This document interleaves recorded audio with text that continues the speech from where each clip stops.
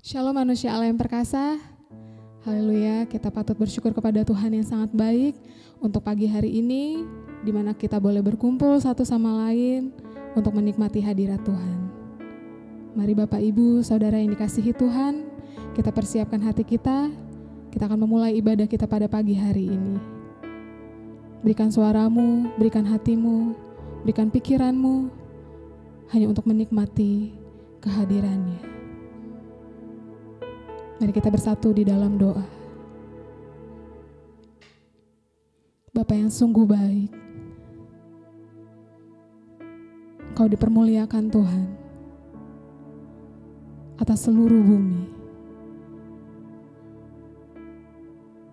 Terima kasih untuk segala kebaikan-Mu Tuhan Yesus Kristus. Engkau memelihara kami, Engkau menjaga kami Tuhan. Bahkan Engkau yang selalu menyegarkan jiwa kami oleh kebenaran firman-Mu. Pagi hari ini Tuhan, kami persembahkan hidup kami untuk memuliakan nama-Mu Tuhan, untuk memuji, untuk menyembah, bahkan menikmati firman-Mu yang hidup. Engkau memberkati jemaat-Mu Tuhan, yang sedang menyaksikan ibadah online ini. Kami bersatu hati Tuhan, menyatukan hati, pikiran kami untuk menyenangkan nama-Mu Tuhan Yesus Kristus. Di dalam nama-Mu, Allah yang hidup, kami berdoa dan mengucap syukur. Haleluya. Terima kasih Tuhan.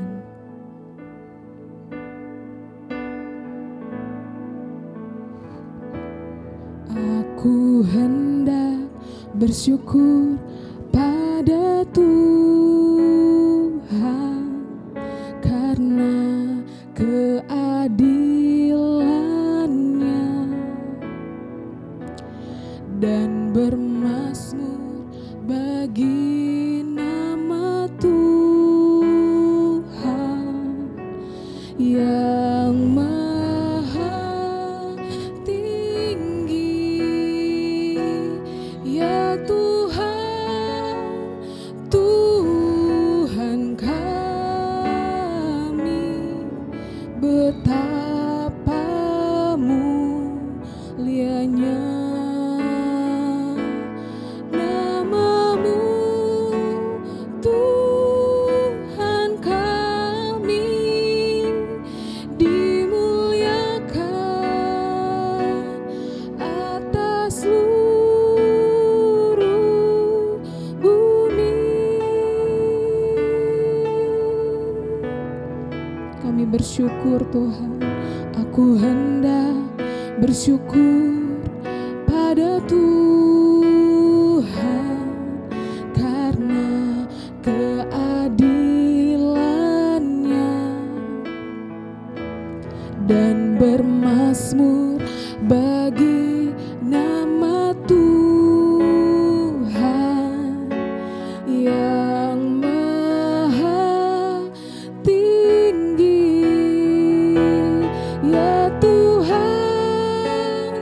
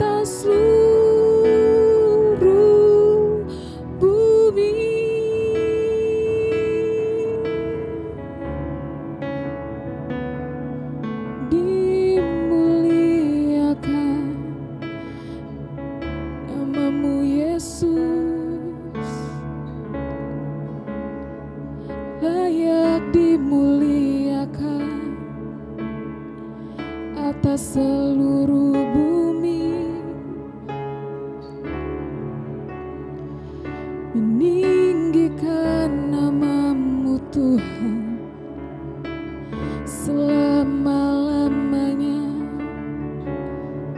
Terima kasih Yesus. Mari angkat hatimu, angkat suaramu, sembahlah Tuhanmu, Tuhan kita semua, Tuhan Yesus Kristus yang sungguh baik. Kami bersyukur Tuhan, kami naikkan syukur kami kepadamu ya Allahku selama-lamanya. Haleluya, terpujilah nama-Mu Yesus. Terima kasih Yesus. Haleluya, terpujilah nama-Mu, kekalah kebaikan-Mu bagi kami.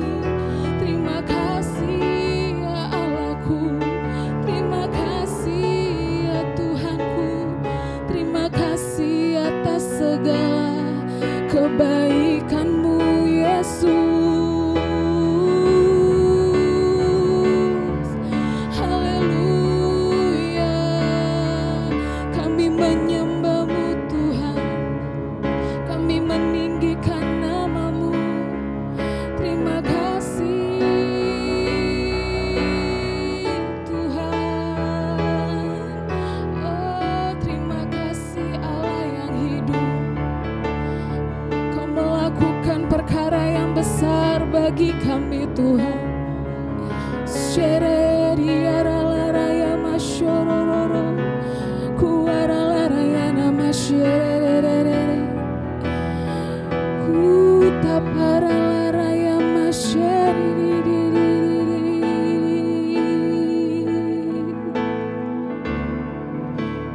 kuaralarakapasyeriri, aparalaraya masyekaralaraya nasyeriri.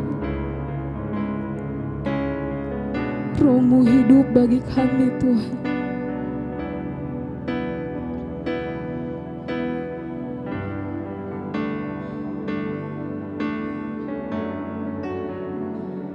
Tak pernah habis-habisnya kebaikan-Mu Tuhan.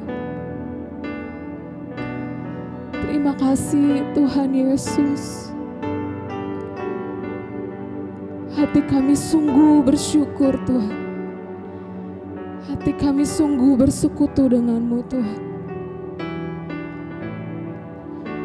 Hatiku selalu bersekutu dengan-Mu, menikmati hadirat-Mu, karena Roh-Mu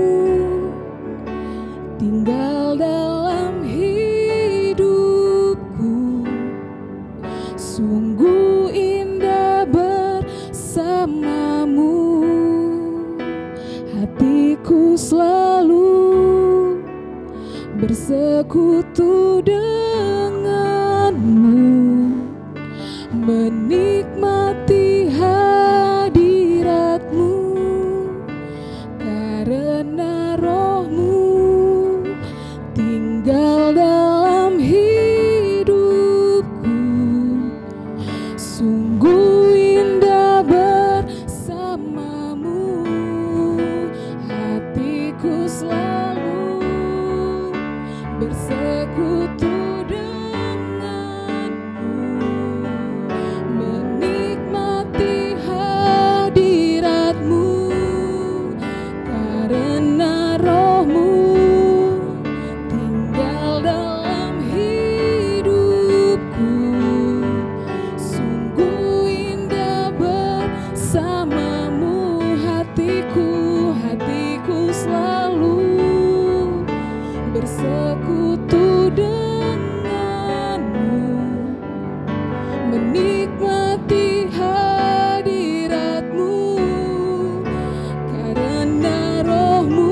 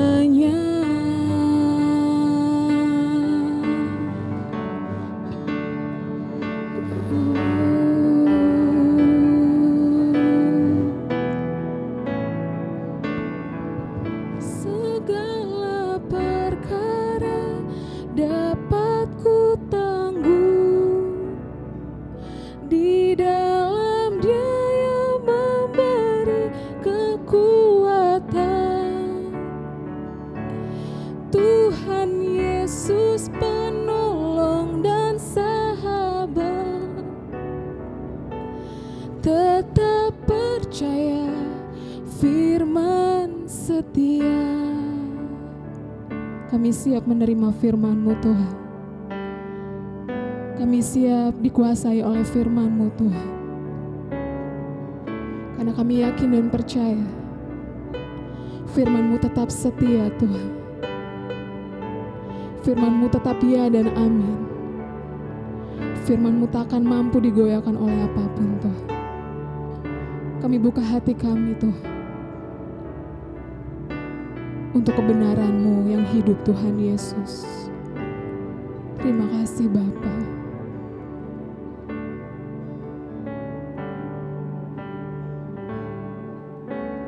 Penolong yang selalu setia, memenuhi keperluanku, tak pernah Dia mengecewakan. Amin. Firman-Mu tak pernah gagal. Penolong. Terima kasih Tuhan. Penolong yang selalu setia, memenuhi keperluanku, tak pernah Dia mengecewakan. Firman-Mu tak pernah gagal. Segala perkara dapat ku tanggung di dalam Dia yang memberi kekuatan. Tuhan Yesus penolong dan sahabat, tetap percaya firman setia. Segala perkara dapat ku tanggung di dalam Dia yang memberi kekuatan. Tuhan Yesus penolong dan sahabat, tetap percaya firman setia. Tetap percaya firman setia. Tetap percaya firman setia. Amin. Saya serahkan kepada hamba-Nya.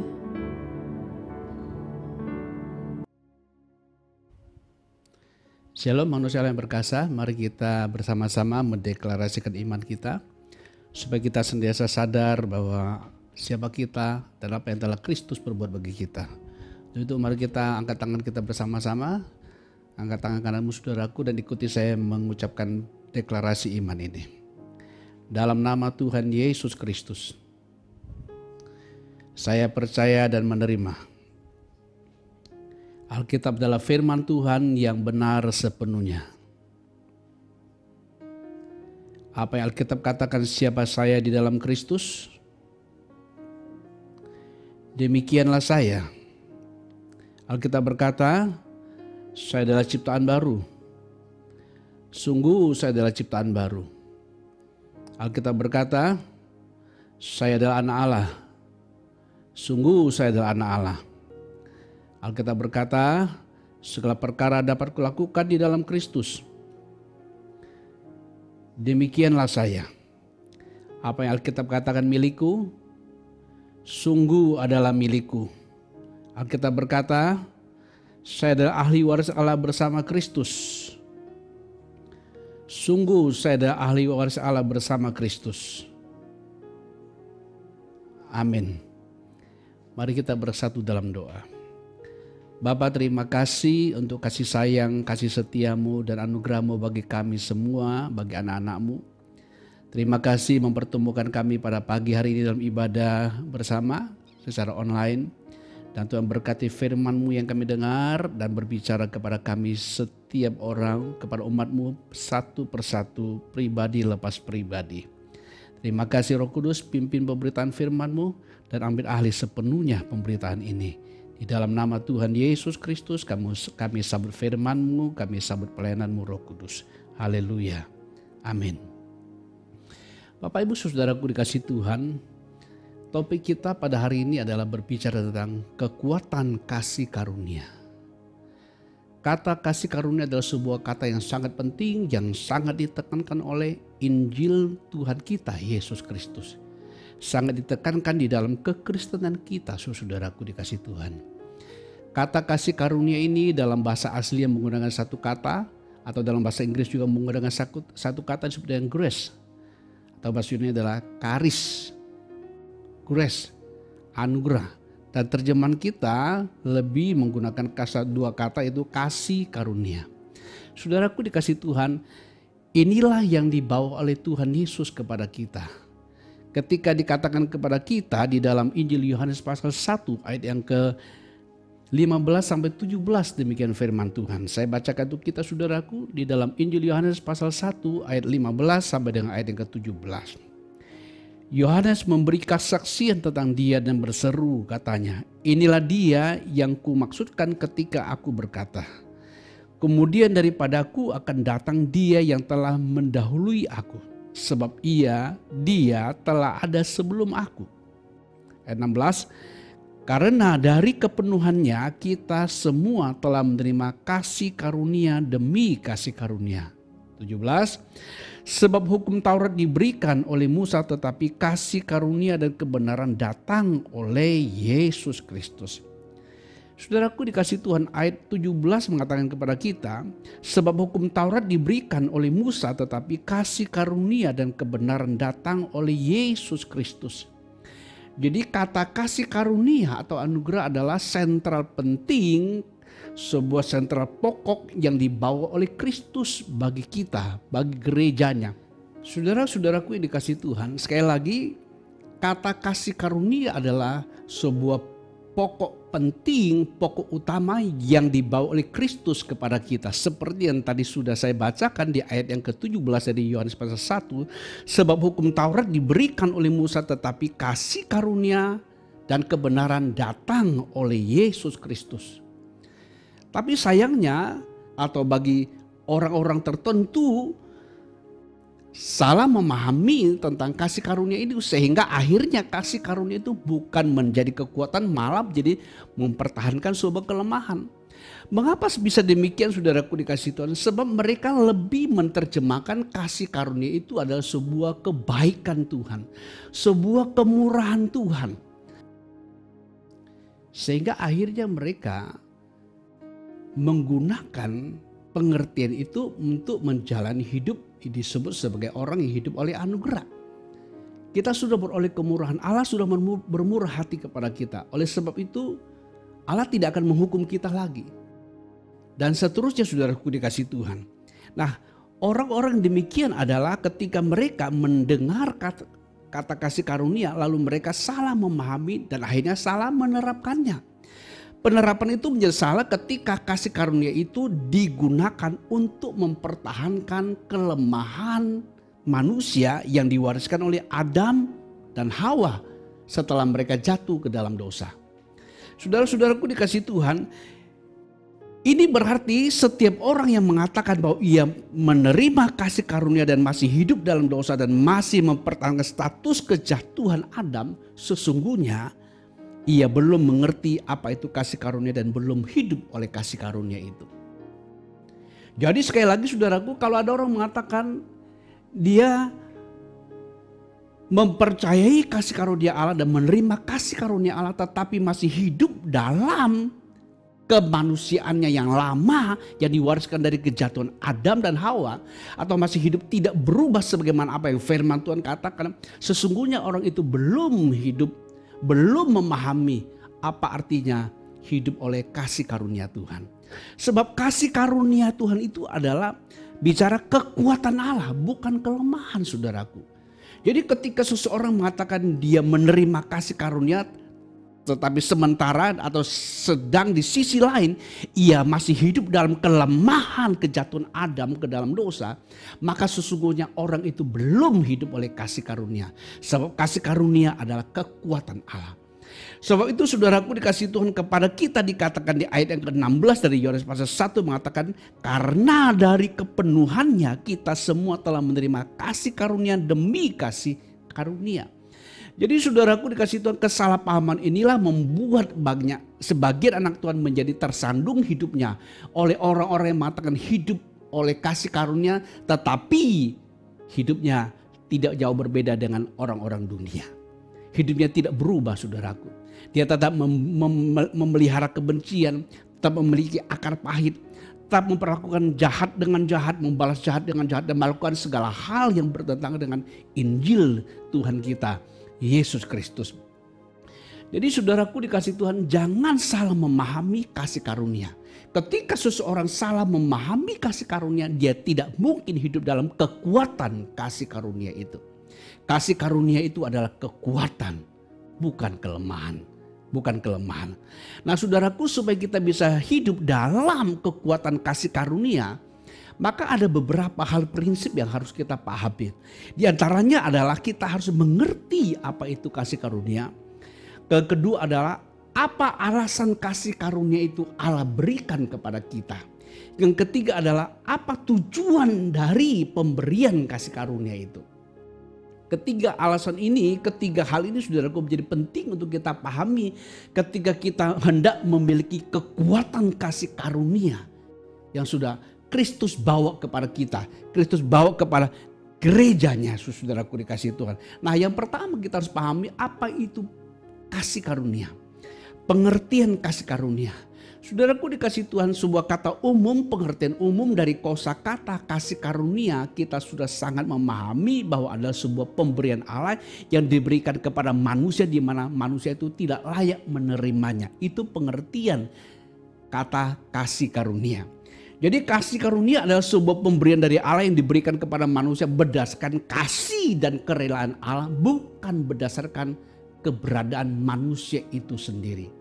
Ini tidak berarti bahwa setelah menerima kasih karunia, keberadaan manusia itu tidak Allah pentingkan. Ketika orang memahami hal ini, maka dia salah memahami itu kasih karunia, saudaraku. Memang pada mulanya ketika Allah memberikan kasih karunia-Nya, dia memberikan bukan berdasarkan tingkah laku, perbuatan, karakter dan hidup kita, tapi berdasarkan kasih dan kerelaannya. Tetapi setelah kita menerima kasih karunia, Allah tentu tidak menghendaki seluruh perbuatan hidup kita seperti dulu sebelum kita menerima kasih karunia. Jadi menjadi penting ketika kita menerima kasih karunia, maka bukti penerimaan kasih karunia itu adalah adanya perubahan hidup kita oleh karena kasih karunia yang kita terima. Tapi ketika seseorang mengatakan dia hidup oleh kasih karunia tetapi tidak mengalami perubahan hidup setelah dia mengatakan dia menerima kasih karunia, maka sesungguhnya dia belum mengerti apa itu kasih karunia, dan terlebih lagi dia belum hidup oleh kasih karunia. Itu pengertian dasar tentang apa itu kasih karunia atau anugerah menurut kosakata yang kita miliki. Tetapi saudaraku dikasih Tuhan, jauh lebih dalam lagi adalah apa itu kasih karunia. Yang disebut kasih karunia itu adalah segala perbuatan Allah di dalam Kristus Yesus yang diberikan kepada orang-orang yang percaya kepadanya. Itulah yang disebut dengan kasih karunia atau anugerah itu. Jadi harus mengerti apa definisi kasih karunia dan apa itu kasih karunia. Pada kekasih Kristus. Yang kedua saudaraku dikasih Tuhan, alasan pemberian kasih karunia. Supaya kita bisa memiliki kekuatan kasih karunia, kita harus melihat kepada basicnya, dasarnya. Mengapa Allah memberikan kasih karunia itu kepada manusia. Apa alasan penting, apa alasan utama sehingga Allah harus dalam tanda kutip tergerak oleh kasih dan belas kasihannya. Dia memberikan kasih karunia kepada manusia. Apa alasan utamanya saudaraku dikasih Tuhan? Alasan atau penyebab pemberian kasih karunia Allah kepada manusia adalah karena manusia sudah rusak oleh dosa dan tidak dapat mencapai tujuan Allah sebagaimana Allah menciptakannya. Jadi basic dasar membuat manusia butuh anugerah atau kasih karunia adalah karena kerusakan manusia, itulah di manusia alami atau manusia peroleh dari warisan Adam pertama. Karena alasan inilah saudaraku dikasih Tuhan mendorong Allah, maka manusia sudah tidak sanggup lagi menolong dirinya sendiri. Tidak sanggup lagi mengubah dirinya sendiri. Tidak sanggup lagi membawa dirinya menjadi baik dan benar menurut standarnya Allah. Mencapai tujuannya Allah. Maka manusia membutuhkan kasih karunia. Karena hal inilah Allah tergerak oleh belas kasihan. Dan dia rela memberikan kasih karunia-Nya. Tentu alasan ini tidak hanya berhenti di sini saja, tetapi ada goal, ada tujuan yang sangat penting yang Allah inginkan dengan memberikan kasih karunia itu. Apa tujuan Allah memberikan kasih karunia itu, saudaraku dikasih Tuhan? Apa tujuan Allah memberikan kasih karunia itu kepada kita? Mari kita pikirkan sejenak akan pertanyaan ini. Apa tujuan Allah memberikan kasih karunia-Nya? Ketika kita tahu apa tujuan Allah memberikan kasih karunia-Nya kepada kita, maka kita bisa menilai diri kita. Apakah kita sudah menerima kasih karunia itu atau tidak berdasarkan ukuran tujuan Allah memberikan kasih karunia itu. Paling tidak ada indikator-indikator, ada petunjuk-petunjuk awal yang menunjukkan bahwa kita sudah atau belum menerima hidup oleh kasih karunia yang telah Allah berikan kepada kita.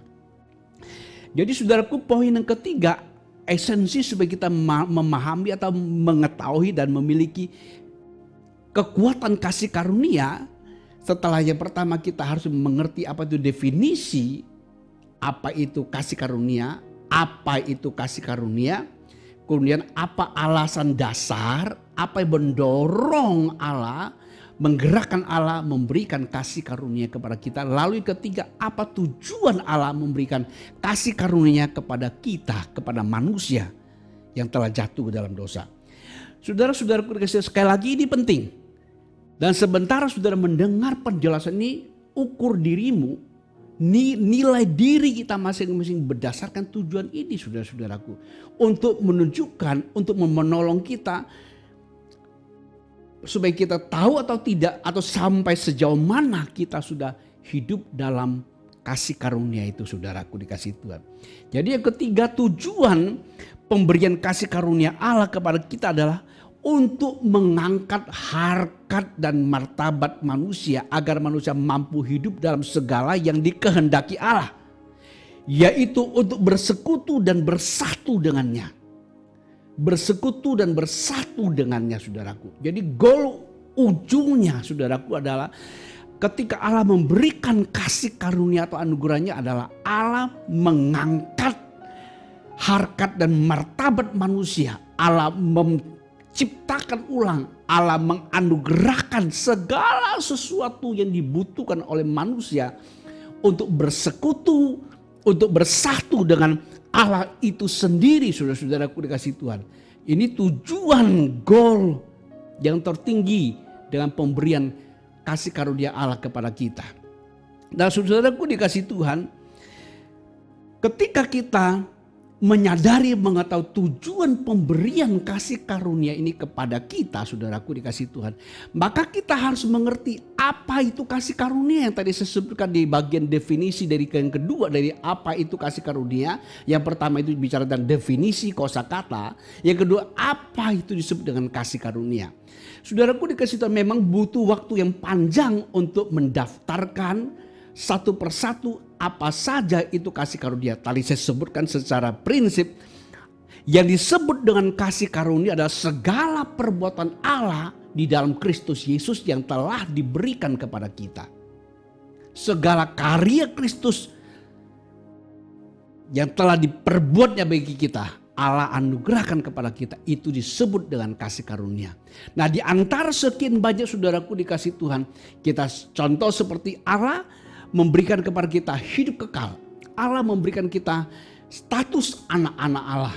Allah memberikan kita status orang benar. Itu adalah kasih karunia. Nah, ketika kasih karunia ini kita miliki, saudaraku, ini akan mengangkat harkat dan martabat hidup kita.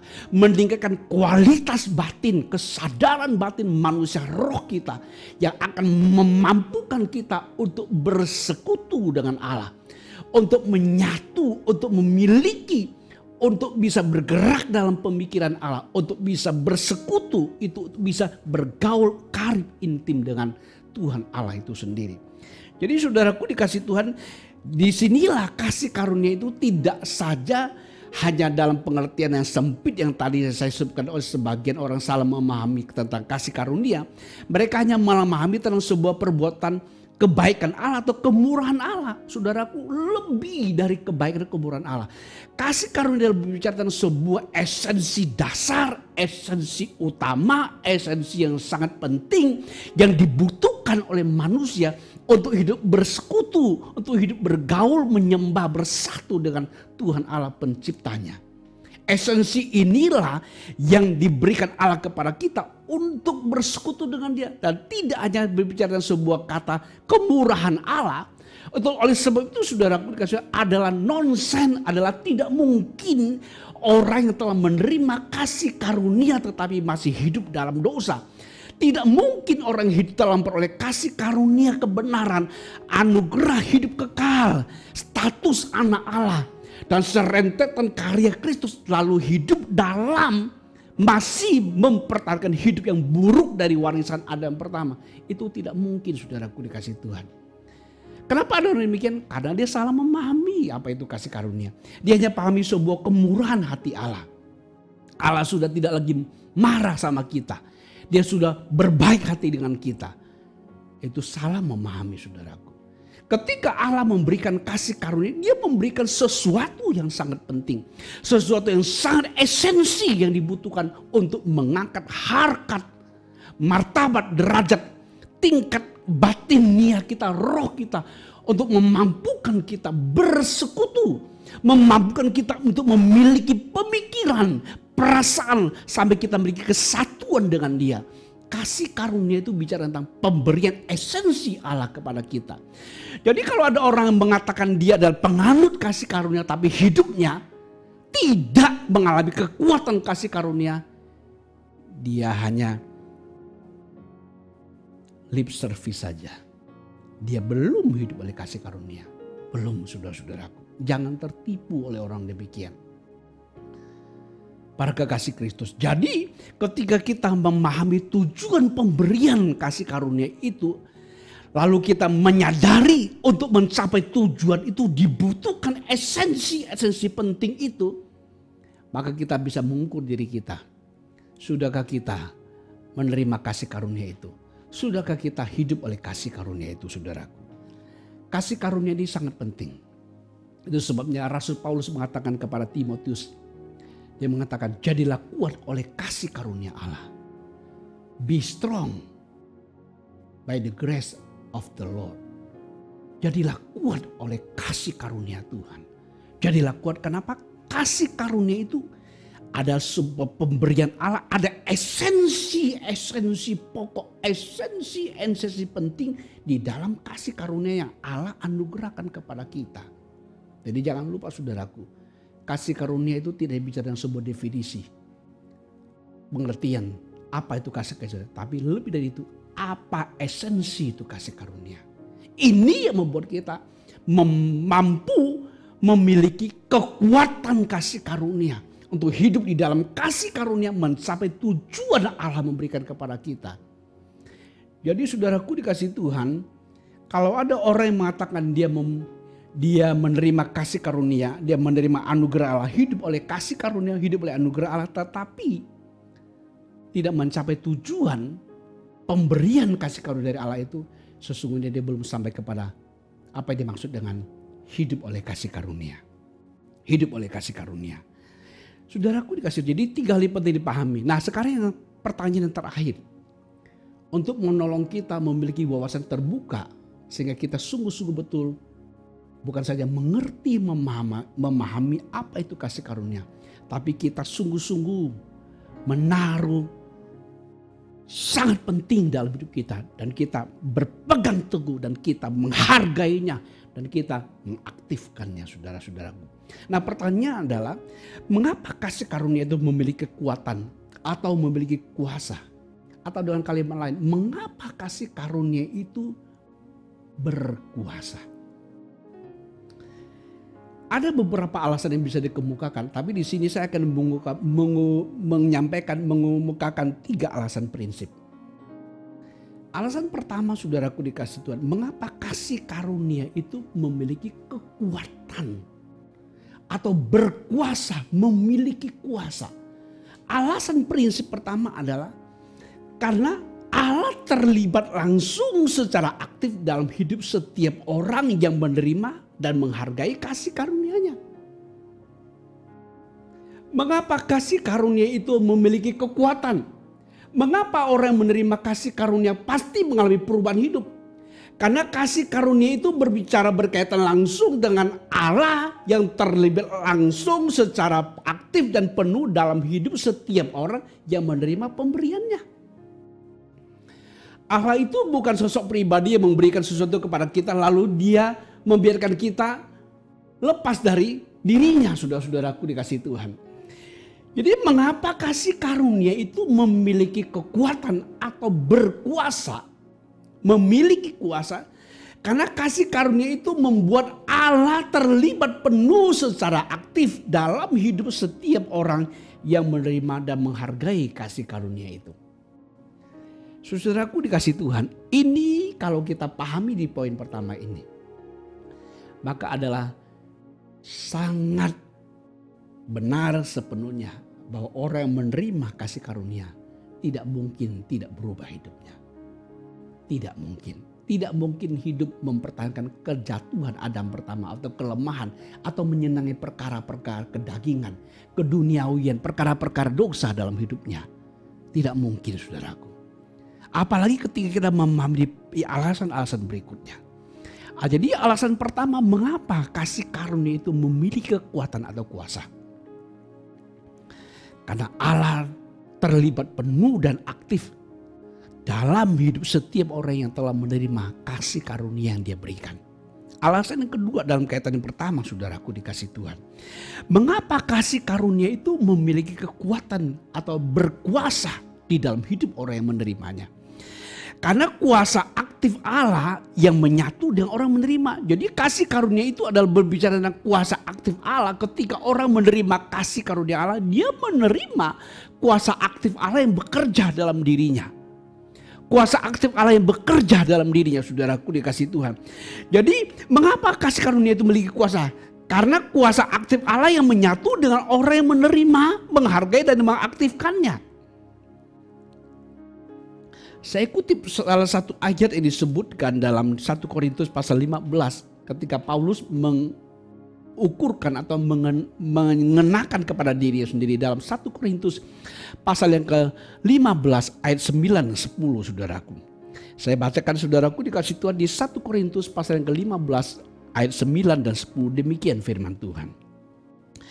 Karena aku adalah yang paling hina dari semua rasul, bahkan tidak layak disebut rasul, sebab aku telah menganiaya jemaat Allah. Tetapi karena kasih karunia Allah, aku adalah sebagaimana aku ada sekarang. Dan kasih karunia yang dianugerahkannya kepadaku tidak sia-sia. Sebab aku telah bekerja lebih keras daripada mereka semua, tetapi bukannya aku, melainkan kasih karunia Allah yang menyertai aku. Jadi Rasul Paulus mengerti apa itu kasih karunia, apa yang disebut dengan anugerah. Anugerah itu adalah sebuah kuasa aktif Allah yang tidak mungkin terlepas dari Allah yang bekerja dalam diri orang-orang yang menerima kasih karunia itu, saudaraku. Itu sebab Paulus mengatakan, aku bekerja, aku lebih giat dari para rasul yang lain, tapi bukannya aku, tapi kasih karunia Allah yang bekerja dalam diri aku. Apa itu? Itu adalah karya Allah dengan Allah terlibat langsung di dalamnya. Allah dalam firman dan rohnya bekerja di dalam hal itu. Karena saudaraku dikasih Tuhan, kasih karunia itu tidak bisa terlepas dari pribadi Allah. Kasih karunia itu memiliki keterkaitan langsung dengan pribadi Allah. Kasih karunia itu sekali lagi tidak bisa dipisahkan dari pribadi Allah itu sendiri. Kasih karunia memiliki keterkaitan langsung dengan Allah itu sendiri.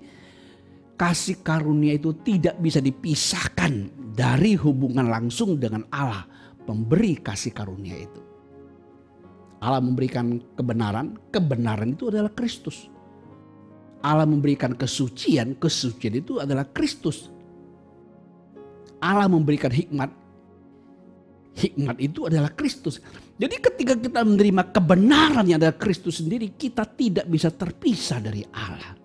Tidak bisa, saudara. Oleh sebab itu, alasan kedua mengapa kasih karunia itu memiliki kekuatan atau berkuasa. Karena kasih karunia itu berbicara tentang kuasa aktif. Kuasa aktif Allah yang bekerja, yang menyatu dengan orang menerimanya, saudaraku. Jadi di sini betapa penting kita menerima kasih karunia, lalu merenungkan, memberi diri dikuasai oleh kasih karunia itu. Nah, kalau saya sebut kasih karunia, saudaraku, ini kan pengertian umum kasih karunia, tapi secara khusus, ketika Allah memberikan kebenaran Kristus kepadamu. Kebenaran, pemberian kebenaran itu adalah salah satu kasih karunia. Ketika you memberikan dirimu dikuasai oleh kasih karunia yang adalah tidak lain dan tidak bukan adalah pribadi Kristus sendiri, kebenaran, maka saudaraku akan mengalami kuasa aktif Allah. Karena kasih karunia tidak bisa dipisahkan dari pribadi Allah itu sendiri. Nah, ketika orang coba memisahkan kasih karunia dari Allah itu sendiri, maka dia menjadi Kristen yang teori. Dia menjadi Kristen yang tidak memiliki kuasa ibadah. Atau kuasa keilahian. Atau kuasa kesalehan, saudara-saudaraku dikasih Tuhan. Sebab kasih karunia tidak mungkin bisa dipisahkan dari Allah itu sendiri. Kalau orang berusaha memisahkannya dengan memaksakannya. Karena dia memberi pengertian yang berbeda dengan apa yang Allah maksud dengan kasih karunia. Dia hanya memahami tentang kemurahan kebaikan Allah. Tanpa memahami esensi pemberian Allah, maka dia tidak mungkin bisa mengalami kekuatan kasih karunia itu, saudaraku. Mengapa kasih karunia itu memiliki kekuatan? Karena di dalamnya ada kuasa aktif dari Allah yang menyatu. Yang menyatu tidak saja menyertai bekerja, tapi dia mau mengambil alih menjadi dominan. Menjadi dominasi, sungguh menjadi master, menjadi tuan atas hidup kita. Itu tidak lain dan tidak bukan. Itu adalah pribadi firman Roh Allah itu sendiri. Oleh sebab itu saudaraku dikasih dalam kaitan ini, maka poin yang ketiga, esensi ketiga, mengapa kasih karunia itu memiliki kekuatan atau berkuasa atau memiliki kuasa ketika orang menerimanya. Karena kasih karunia itu tidak lain dan tidak bukan adalah firman Roh Allah yang hidup, aktif dan berkuasa. Kasih karunia itu tidak lain tidak bukan itu adalah firman dan Roh Allah. Itu sebab saudaraku dikasih Tuhan, firman Allah juga disebut sebagai firman kasih karunia. Firman kasih karunia. Firman kasih karunia, firman anugerah, firman anugerah. Jadi dengan kata lain, kasih karunia itu berkuasa karena kasih karunia tidak lain tidak bukan berkaitan langsung, bahkan adalah firman Allah itu sendiri. Maka Alkitab mengatakan kepada kita begitu rupa kesatuan ini sehingga firman Allah disebut juga firman anugerah atau firman kasih karunia. Juga demikian dengan Roh Allah juga disebut roh kasih karunia. Nah untuk itu saudaraku saya bacakan bagian ini untuk supaya kita bisa memahami tentang kebenaran ini. Di dalam Kisah Rasul 20 ayat 32. Kisah para Rasul 20-32 demikian firman Tuhan. Dan sekarang aku menyerahkan kamu kepada Tuhan dan kepada firman kasih karunia-Nya. Garis bawahi firman kasih karunia. Rasul Paulus berdoa untuk para penatuhan di Efesus yang mengatakan, dan aku menyerahkan kamu kepada Tuhan dan kepada firman kasih karunia-Nya yang berkuasa. Jadi firman kasih karunia itu berkuasa. Kasih karunia itu tidak lain dan tidak bukan adalah firman Allah juga atau roh Allah itu sendiri. Disebut dengan firman kasih karunia atau roh kasih karunia, saudaraku. Jadi ada kaitan langsung poin 1, 2, dan 3, saudaraku. Yang pertama tadi saya mengatakan mengapa kasih karunia itu memiliki kekuatan. Karena Allah bertindak aktif, berkarya aktif dan penuh dalam diri orang-orang yang menerima kasih karunia itu. Yang kedua, karena kasih karunia itu adalah karya aktif Allah yang menyatu dengan diri orang menerima kasih karunia itu. Yang ketiga, kasih karunia itu tidak lain tidak bukan adalah firman dan roh Allah itu sendiri. Dengan tanda adalah pribadi Allah itu sendiri. Itu sebabnya tadi saya mengatakan satu kalimat penting bahwa kasih karunia itu tidak bisa dipisahkan dari pribadi Allah itu sendiri, saudaraku. Walaupun Allah itu lebih besar daripada pemberiannya kepada kita. Sehingga karena hal ini saudaraku dikasih Tuhan, ketika kita berbicara pemberian kasih karunia, Allah ada terlibat di dalamnya. Walaupun Allah itu jauh lebih besar dari kasih karunia yang diberikan kepada kita. Ini pemahaman yang harus kita pahami, tapi karena waktu saya tidak menjelaskan bagian ini, saudara-saudaraku. Jadi poin yang ketiga, mengapa kasih karunia Allah itu memiliki kuasa atau berkuasa? Karena itu tidak lain tidak bukan adalah firman dan roh Allah itu sendiri. Sehingga firman Allah itu disebut firman kasih karunia yang berkuasa membangun, berkuasa memberikan kepada kita apa yang telah Allah wariskan tentukan bagi kita dalam Kristus. Firman Allah itu sendiri adalah kasih karunia Allah. Firman kasih karunia, firman anugerah yang berkuasa. Demikian juga dalam Ibrani 10 ayat 29 yang berkaitan dengan disebut dengan roh kasih karunia, dia mengatakan kepada kita betapa lebih beratnya hukuman yang harus dijatuhkan di atas dia yang menginjak-injak anak Allah, yang menganggap najis darah perjanjian yang menguduskannya dan yang menghina roh kasih karunia. Roh Kudus juga disebut roh kasih karunia. Roh kasih karunia. Terus sebabnya saudaraku, ketika setiap kali kita mendengar doa berkat mengatakan kasih karunia Allah menyertai Anda, menyertai Bapak Saudara. Itu tidak lain tidak bukan, itu adalah keterkaitan langsung dengan pribadi Allah itu sendiri. Jadi pahami ini saudaraku dikasih Tuhan. Mengapa kasih karunia itu memiliki kekuatan? Karena tidak bisa dipisahkan dari pribadi Allah itu sendiri. Dan yang kedua, jangan mau disesatkan oleh siapapun tentang pemahaman tentang kasih karunia ini. Sebab ketika orang tidak memahami dengan tepat dan benar tentang kasih karunia, dia mengakui dia menerima kasih karunia, tapi tidak mengalami perubahan hidup yang sebagaimana seharusnya. Perubahan-perubahan esensi hidup dalam kesucian, hidup dalam kebenaran Allah, hidup dalam pelaksana firman. Maka orang itu belum memahami kasih karunia. Karena kasih karunia tidak bisa dipisahkan dari kekuatan, kuasa dan pribadi Allah itu. Meneguhkan kebenaran ini saudaraku, saya kutip ayat terakhir untuk kita renungkan lebih mendalam. Di Roma pasal 5 ayat 17. Roma pasal 5 ayat 17. Demikian firman Tuhan. Sebab jika oleh dosa satu orang, maut, kematian telah berkuasa oleh satu orang itu, maka lebih benar lagi mereka, yaitu kita maksudnya, yang telah menerima kelimpahan kasih karunia dan anugerah kebenaran. Telah menerima kelimpahan kasih karunia dan anugerah. Kata anugerah yang kedua disebut adalah pemberian kebenaran. Dalam kasih karunia itu ada pemberian-pemberian. Salah satunya adalah kebenaran. Yang menerima kelimpahan kasih karunia dan pemberian kebenaran akan hidup dan berkuasa oleh karena satu orang itu, yaitu Yesus Kristus. Jadi saudaraku dikasih Tuhan, kasih karunia tidak bisa dilepaskan dari pribadi itu sendiri. Tidak bisa dilepas dari firman dan roh Allah. Tidak bisa dilepaskan dari Tuhan Yesus itu sendiri. Sehingga dikatakan kepada kita akan hidup dan berkuasa oleh karena satu orang itu, yaitu Yesus Kristus. Pastikan dirimu Bapak Saudaraku dikasih Tuhan, hidup oleh kasih karunia. Memahami definisi apa saja itu kasih karunia, alasan pemberian, tujuan pemberian, mengapa kasih karunia itu memiliki kuasa, miliki firman itu, dan kenakan, pelihara saudara akan menjadi kuat oleh kasih karunia. Kasih karunia akan efektif dan tidak menjadi sia-sia dalam hidup saudara. Tapi ketika orang tidak memiliki kasih karunia Allah, dia akan hidup dalam kepahitan, dalam kejatuhan, dalam keburukan, dalam segala hal yang Allah tidak kehendaki. Tetapi orang yang memiliki dan menerima dan menghargai dan mengaktifkan kasih karunia Allah akan memiliki hidup yang seperti Allah inginkan, tepat seperti Allah inginkan. Karena dia memiliki esensi Allah itu sendiri. Dia hidup dalam apa yang firman Tuhan katakan. Selamat, jadi kuat dan hidup oleh kasih karunia Tuhan.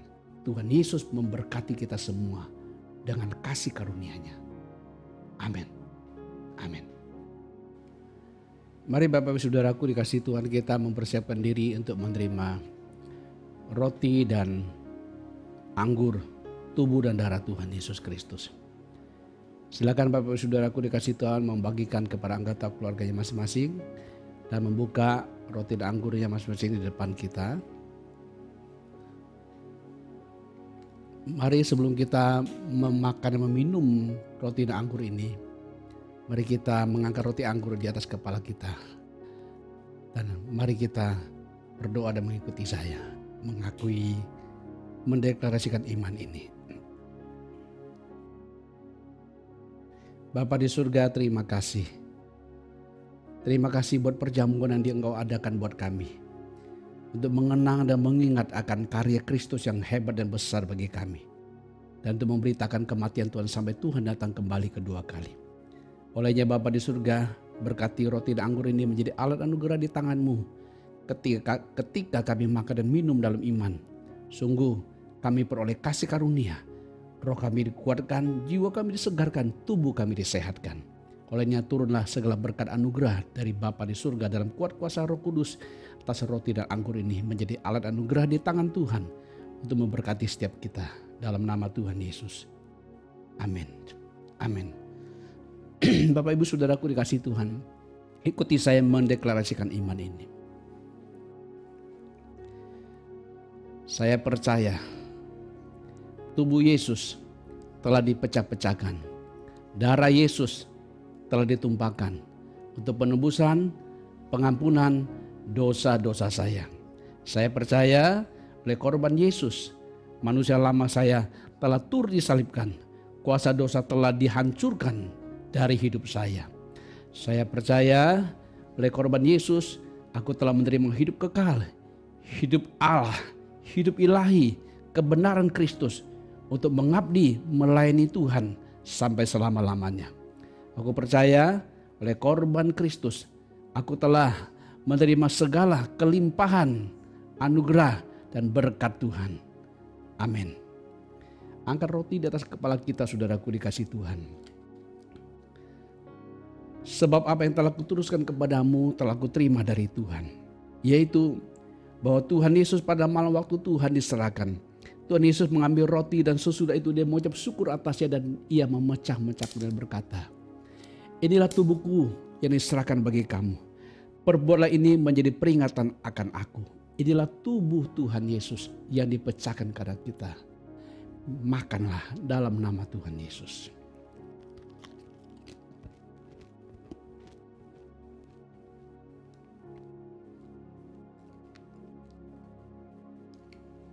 Mari kita angkat cawan di atas kepala kita. Demikian juga Tuhan Yesus mengambil cawan sesudah makan. Lalu Tuhan berkata, cawan ini adalah perjanjian baru yang dimeteraikan oleh darahku. Perbuatlah ini setiap kali kamu meminumnya menjadi peringatan akan aku. Inilah darah Tuhan Yesus yang ditumpahkan karena kita. Minumlah dalam nama Tuhan Yesus. Haleluya. Mari kita naikkan ucapan syukur kepada Tuhan. Bapa, terima kasih. Haleluya. Terima kasih Tuhan. Untuk pengorbananmu, untuk karyamu yang hebat. Pemberianmu, kesatuan dirimu dengan kami. Terima kasih Tuhan Yesus. Terima kasih buat perjamuan. Terima kasih buat firman-Mu. Firman kasih karunia yang sanggup mengangkat harkat martabat kami. Untuk ke tingkat bisa bersekutu menyatu dengan dirimu. Terima kasih Bapa. Terima kasih Roh Kudus. Roh yang mendatangkan kasih karunia buat kami. Roh yang membuat kasih karunia aktif bekerja dalam diri kami. Terima kasih Bapa. Terima kasih. Terima kasih. Tuhan sekarang ulurkan tanganmu. Teguhkan berkat-Mu ke atas umat-Mu pribadi lepas pribadi. Para kekasih Tuhan, arahkan hati dan pikiran-Mu. Dan terimalah berkat Tuhan. Turunlah segala berkat anugerah yang limpah dari Bapa di surga. Kasih karunia Tuhan kita Yesus Kristus dan persekutuan dengan Roh Kudus turun memenuhi roh, jiwa dan tubuhmu. Sungguh rohmu dikuatkan, jiwamu disegarkan, jiwamu diperbaharui, ditingkatkan, dikualitaskan, dan tubuhmu disehatkan, dan segala sakit penyakit di dalam nama Yesus Kristus meninggalkan setiap anggota tubuh Kristus ini. Terima kasih Bapa, terima kasih. Sungguh berkat tercurah dalam rumah tanggamu. Rumah tanggamu diberkati. Dalam keharmonisan ada sukacita sejahtera di dalam rumah tanggamu. Studimu, pekerjaanmu diberkati, dilipat gandakan, hikmatmu ditambahkan. Kemanapun kau melangkah, engkau adalah penyalur kasih karunia Allah. Pewarta kasih karunia Tuhan kepada orang-orang yang membutuhkan kasih karunia ini. Sehingga mereka boleh hidup dalam apa yang Allah kehendaki. Sungguh Allah menyertai Bapak Ibu Saudara sekalian dimanapun kau melangkah. Dan saya nyatakan berkat ini sah di dalam nama Tuhan Yesus Kristus yang hidup. Haleluya. Amin. Amin. Para kekasih Kristus, tetap kuat oleh kasih karunia. Bersekutu dengan Allah dengan menggunakan anugerah yang sudah diberikan kepada kita. Dan sampai berjumpa kembali di pertemuan berikutnya. Tuhan Yesus memberkati kita semua. Amin.